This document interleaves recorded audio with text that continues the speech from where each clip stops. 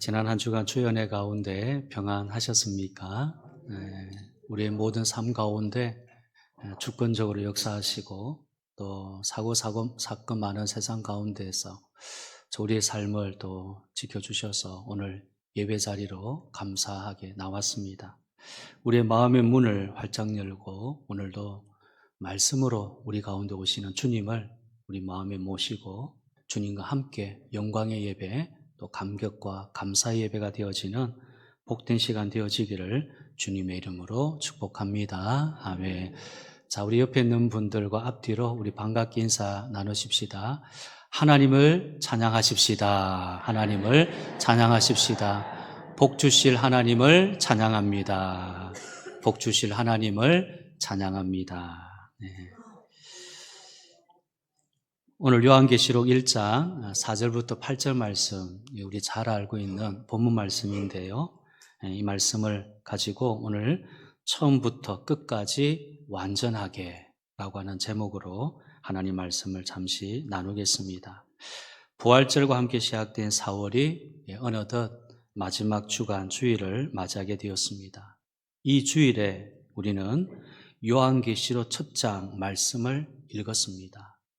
여러분, 하나님께서 내리시는 은총 가운데 가장 궁극적이고 미래적인 것이 계시의 은총입니다. 계시란 무엇일까요?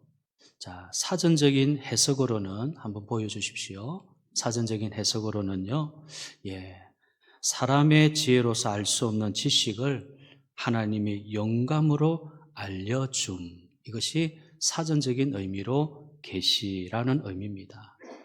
자, 비슷한 의미로서 신앙적인 용어로 묵시, 아포칼립스라고 하는데요. 자, 묵시도 한번 보여주십시오. 묵시는 아포칼립스라고 했어요. 자, 말씀으로서가 아니라 하나님이 사람에 대한 계시로 이 진리의 능력을 나타내 보임이라고 하는 뜻입니다. 말씀으로서가 아니라 하나님이 사람에 대한 계시로 진리의 능력을 나타내 보이는 것이 묵시다. 이 신앙적인 용어의 어떤 말입니다. 그러므로 우리는 성경의 이 마지막 책에서요, 주 하나님이 요한을 통하여 내리신 계시와 묵시를 알므로써 이제 반드시 속히 일어날 일들을 볼 수 있게 되었습니다. 그러면 하나님께서 우리에게 꼭 보여주려 하신 계시의 내용이 무엇입니까? 여러분, 계시록의 영문 제목은 레버레이션이죠. 이 레버레이션이라고 하는 이 말은 비밀을 폭로하다, 누설하다 하는 뜻입니다. 비밀을 폭로하고 누설한다. 구체적인 의미로는 베일을 벗긴다라고 하는 의미를 가지고 있어요. 레버레이션이 계시록을 그렇게 말합니다. 여러분, 지금 결혼식에서 잘 사용하지 않으나 이전에는 이 웨딩 베일이 이 신부의 신비한 복장이었습니다. 흰색의 웨딩 드레스는 이 순결과 순수한 그런 이미지를 드러내 신부가 베일을 쓰고 예식장에 들어오면 신랑이 그 웨딩 베일을 벗깁니다. 그리함으로써 이제 두 사람 사이에는 비밀이 없어지고 삶을 공유된다는 그런 상징성이 있었습니다. 자, 동일하게요, 계시로 진리를 받은 성도들은 베일을 벗고 주님과 온전히 막힘없이 하늘의 비밀을 깨닫는 은총을 받게 됩니다. 감사한 일이죠. 자, 여기서 하나 더 말하고 싶은 것은 계시록이라 하면 세상의 마지막 곧 종말이 연상되어서 참 두려운 마음이 생긴다라는 것입니다.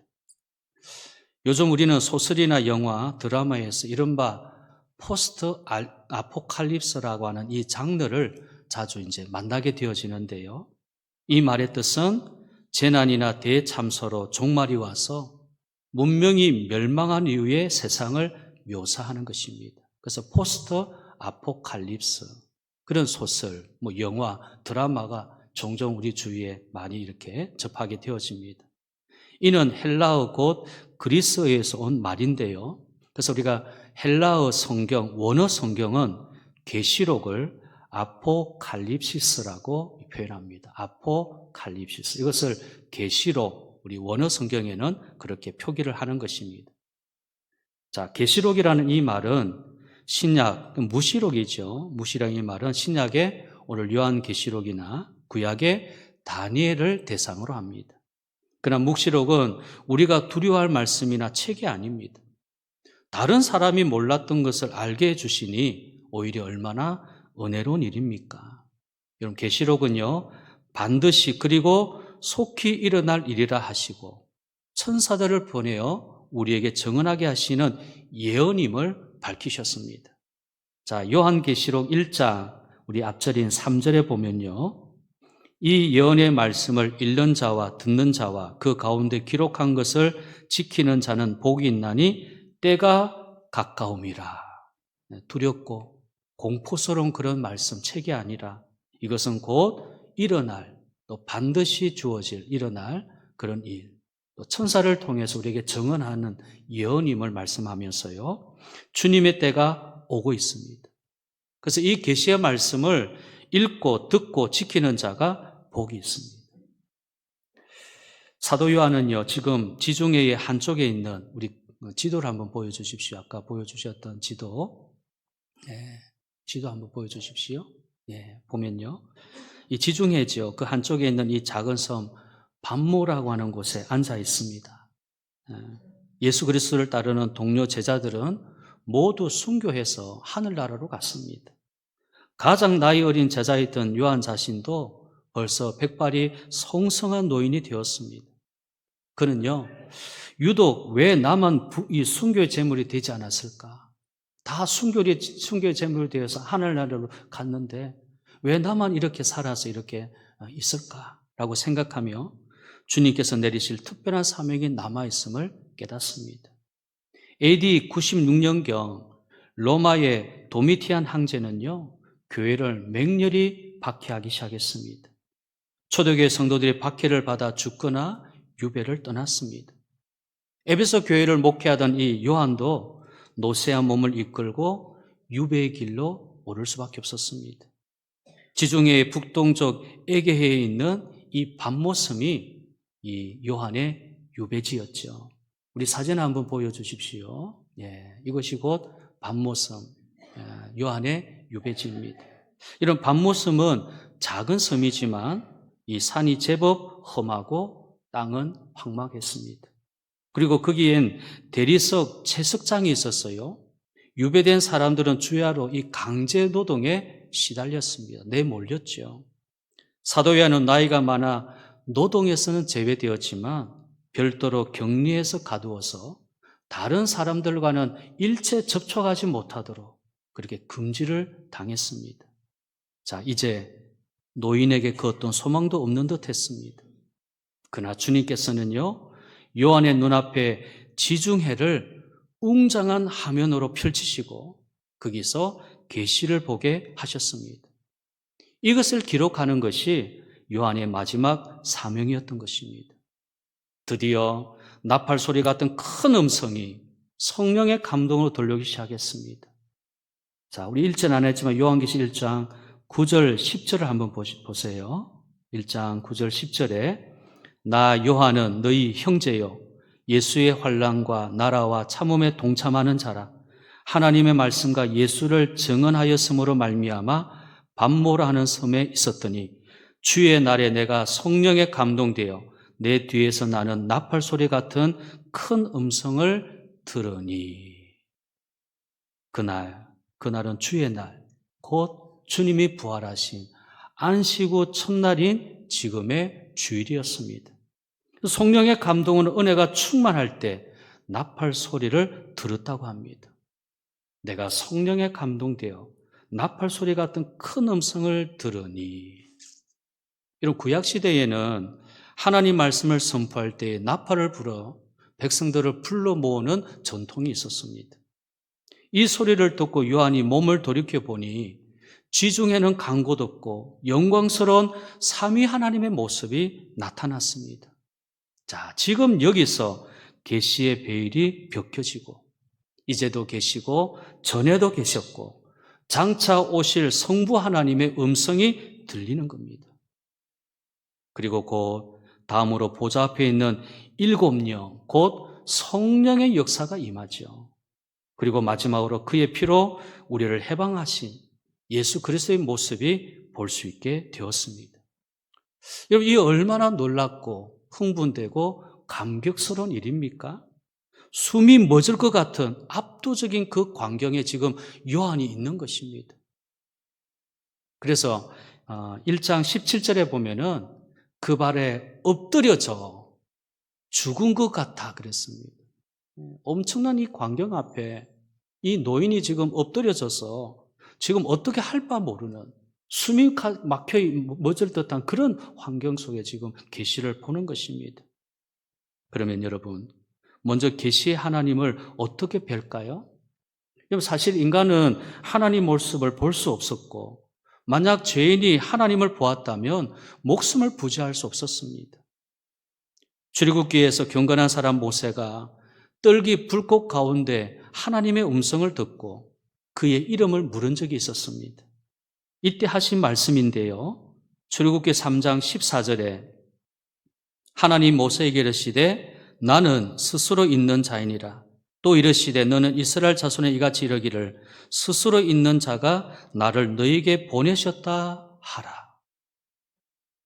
일찍이 자신의 이름을 여호와라 가르쳐 주셨고, 나는 스스로 있는 자, I am that I am, 야훼 아셀의 야훼, 나는 스스로 있다 이라고 이제 풀어주신 것입니다.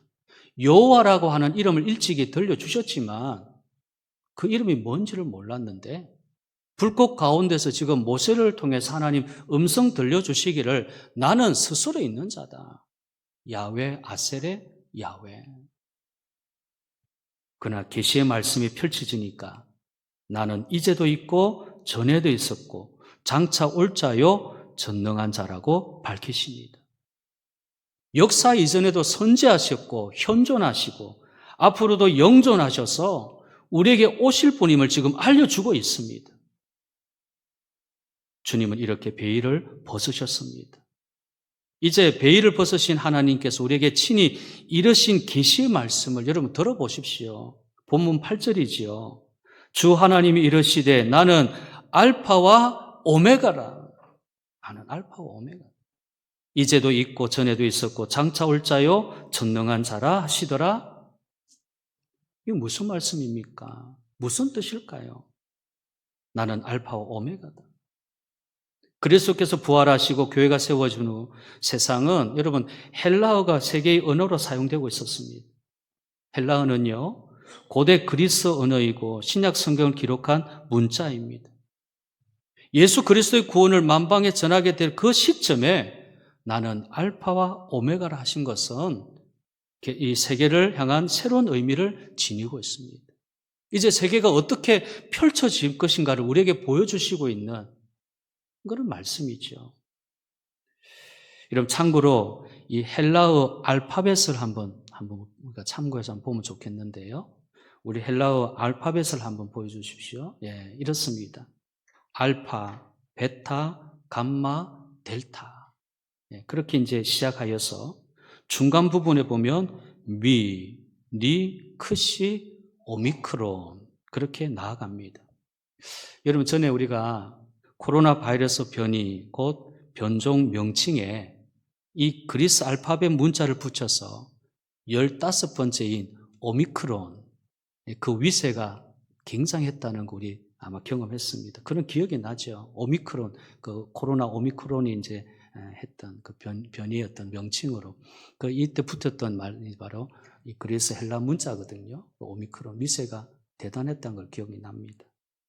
자, 그리고 헬라 문자의 마지막 부분은요, 여기 화면에 보는 것처럼 피, 또 키, 푸시, 오메가 이 마지막 문자됩니다. 이렇게 24개의 자모로 되어 있는 겁니다. 우리 한글 이 자모 숫자하고 같죠.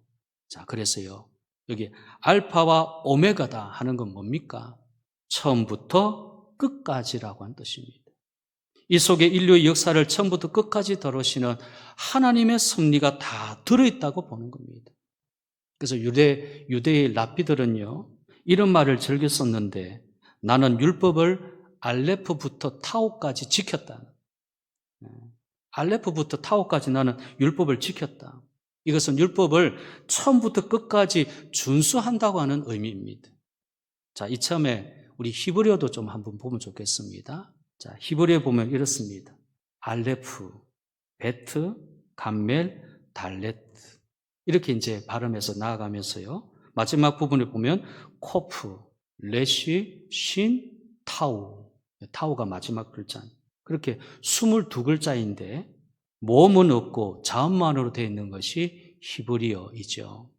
여러분, 지금 하나님의 영존성, 영존하시는 하나님은 헬라와 히브리를 넘어서 온 세계에 지금 임하여 있고, 우리 대한민국, 우리 한국인의 말과 생각 이 속에도 들어와 계십니다.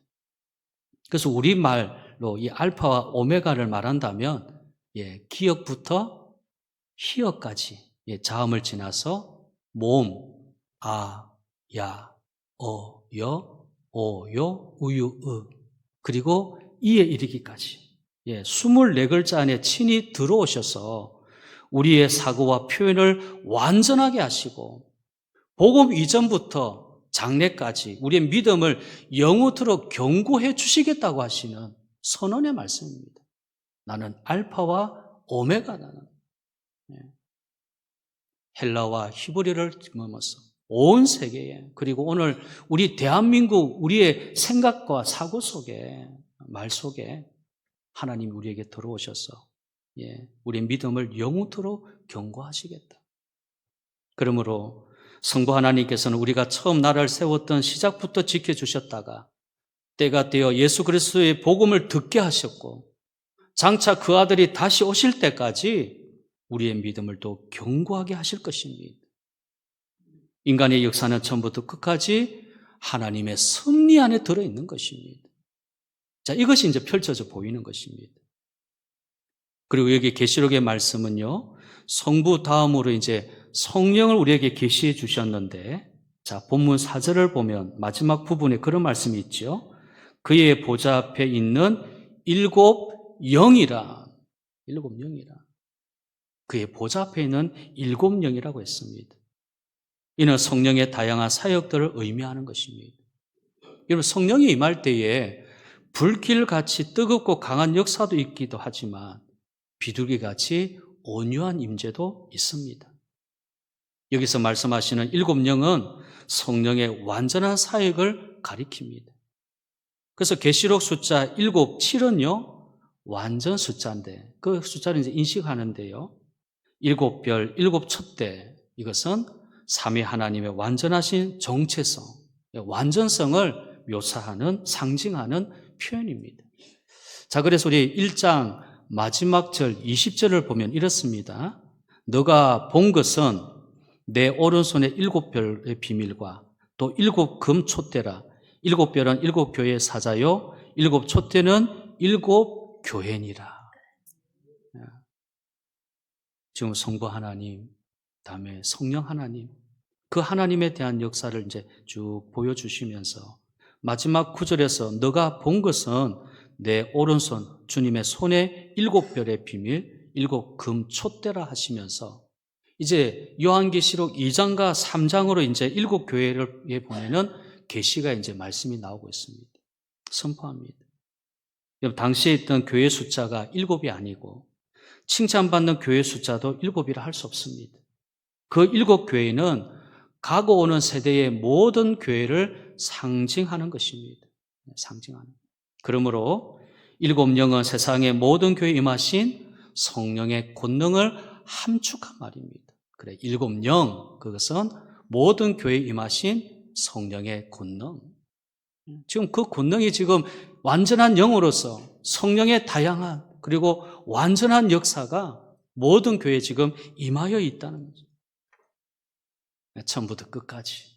그리고 완전하게 임하시는 성삼위 하나님이 보여주실 이 계시의 특징을 나타내는 의미를 담고 있는 것입니다. 그리고 마지막으로 보이신 것이 성자 예수 그리스도의 모습이죠. 그리스도는 어떤 분이십니까? 모든 세대의 하나님을 증언하는 그 아들이시기 때문에 충성된 증인이시고요. 친히 부활하셔서 구원의 백성을 살리실 것이므로 죽은 자 가운데서 먼저 나신 분이고 온 땅의 권력자들이 그분께 왕권을 받을 터이니 땅의 임금들의 머리가 되신다. 자, 그 말씀이 5절에 나오고 있습니다. 충성된 증인, 죽은 자들 가운데 먼저 나신 분, 땅의 임금들의 머리. 근데 여러분, 이 세 가지 귀중한 의미를 묶어 하나로 계실래 초점, 클라이맥스가 곧 재림하실 구주라는 사실입니다. 충성된 증인이시고 죽은 자 가운데서 먼저 나신 분이시고 땅의 임금들의 머리가 되신 그분이 이제 클라이맥스로 우리에게 오실 분은 다시 오실 재림하실 구주라는 사실. 자, 7절 말씀 한번 보십시다. 7절에 보면요. 볼지어다 그가 구름을 타고 오시리라. 각 사람의 눈이 그를 보겠고 그를 찌른 자들도 볼 것이요 땅에 있는 모든 족속이 그로 말미암아 애곡하리니 그러하리라. 아멘. 그러므로 그리스도께 다시 오실 재림은 계시를 완성할, 계시의 완성을 이루는 사건인 것입니다. 이런 세상의 온갖 과학과 지식, 심지어 상상을 뛰어넘는 초자연적인 완전성을 경험하는 일이 일어날 것임을 알려줍니다. 그래서 주님의 부활은 이렇게 처음부터 끝까지 우리를 믿음으로 이끌고 마지막에 재림의 완성으로 보여주시는 것입니다. 그 당시에 하나님의 아들을 창으로 직접 찌른 자들로부터 지금도 무수히 주님을 믿지 않고 배반하면서 회개하지 않는 개인과 민족들이 있습니다. 그들이 어떻게 합니까? 주님 재림하실 때 슬피 울며 애곡할 시간이 다가올 것이다. 주님 재림하신 그 앞에 주님을 그때 당시 주님을 아들 예수님을 찔렸던 창으로 찔렸던 자들뿐만 아니라 지금도 주님을 믿지 않고 회개하지 아니하는 자들이 주님의 그 재림 앞에 애곡할 시간이 다가오고 있다는 것입니다. 여러분, 이 시각이 오고 있음을 깨닫게 하는 것이 부활의 믿음입니다.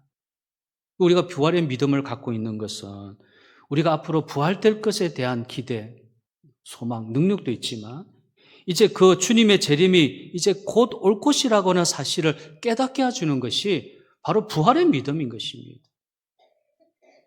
그러므로 우리는 부활 절기에 이 믿음의 눈으로 하나님의 계시를 볼 수 있어야 하겠습니다. 믿음의 눈을. 중세의 신학자인 토마스 아퀴나스가요, 이 세상의 존재를 설명하려고 라틴어로 액트와 포텐트라고 하는 말을 썼습니다. 우리 세계사를 공부하고 있는 학생들이나 철학을 공부하고 있는 우리 사람들에게는 이 단어가 좀 익숙할 텐데요. 이 서방교회의 중세 신학자였던 이 토마스 아퀴나스가 세계의 존재에 대해서 이 두 가지 단어를 사용한 겁니다. 액트와 포텐트라고 썼습니다. 라틴어입니다. 근데 이 액트는 우리 눈에 보이는 것이고 포텐트는요, 지금 당장 보이진 않으나 장래에 나타날 보일 존재를 가리키는 것이 이 포텐트입니다. 그러니까 우리가 십자가를 지는 것 같은 고통과 어려운 세상 일이 바로 액트죠. 이 현실에 보이는 이것을 액트라 그럽니다. 그러나 주님의 계시를 통해 이 베일이 조금씩 벗겨가면 삼위 하나님께서 주관하시는 이 장래의 포텐트를 본다는 것입니다. 그래서 계시라는 것은 현실의 액트에서 장래의 영광인 포텐트로 나아가는 것, 이것을 계시라고 말할 수 있습니다. 오늘 부활절 기간이죠. 4월 첫째 주부터 오늘 마지막 주 이르기까지 요한계시록의 말씀을 펼쳐던 우리 성도들에게 지금 성삼위 하나님께서 계시로 눈을 열어주셨습니다. 오늘 처음 그 말씀을 펼치니까 하나님이 어떤 분이십니까? 온 인류의 알파와 오메가 되셔서 처음부터 끝까지 과거와 현재와 미래를 다스리고 계심을 보게 하는 것입니다. 다음으로 성령께서 보좌 앞에 7 영으로 임하여 다양하고 완전하게 은혜를 베푸고 계심을 확인할 수가 있습니다. 그리고 우리 주 예수 그리스도께서는 충성된 증인으로서 구름을 타고 영광 중에 능력으로 오시는 것을 알게 하셨습니다. 자, 이 장면을 밤모섬에 지금 홀로 외로이 있는 한 노인의 눈앞에 지금 그야말로 아이맥스와 같은 화면이 열리면서 이를 보여주신 겁니다. 그리고 요한이 그것을 기록하면서 오늘 이 시대를 살아가고 있는 우리들에게도 똑같이 이 장면을 말씀해 주고 계십니다.